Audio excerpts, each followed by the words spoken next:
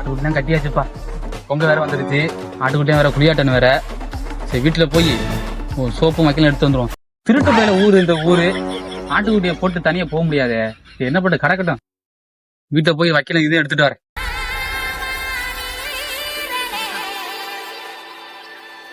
நாப்ல பொங்க வேற வந்துருச்சு. பொண்டாட்டி வேற இங்க கரும்பு வாங்குறா, பச்சரிசி வாங்குறா, வெள்ளை கட்டி வாங்குறா. என்ன பண்றேனே தெரியல எனக்கு. எவ்வளோ வையிறா மாப்பிள்ள, பச்சரிசி வேணுங்கிறா, கரும்பு வேணுங்கிறா, ட்ரெஸ் வேணுங்கிறா. என்ன மாப்பிள்ள பண்றது? என்ன பண்ற? கல்யாணம் போது சீவலை வாங்குறா மாப்பிள்ள.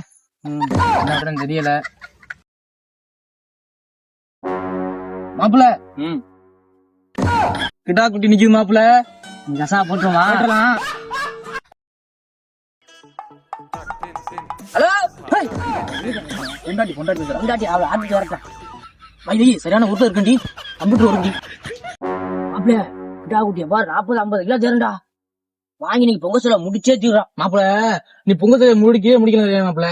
என் மயன் சட்டி வாங்கி கொடுங்க மாப்பிள்ள. இவங்க சட்டியே போறாங்க மாப்பிள்ள. இனப்ப எந்த காலத்து போற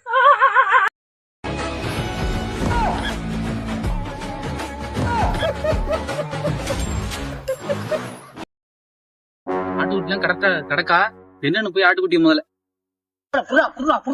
சட்டையா புடுறா. டீ பிளேட் கொண்டவனே.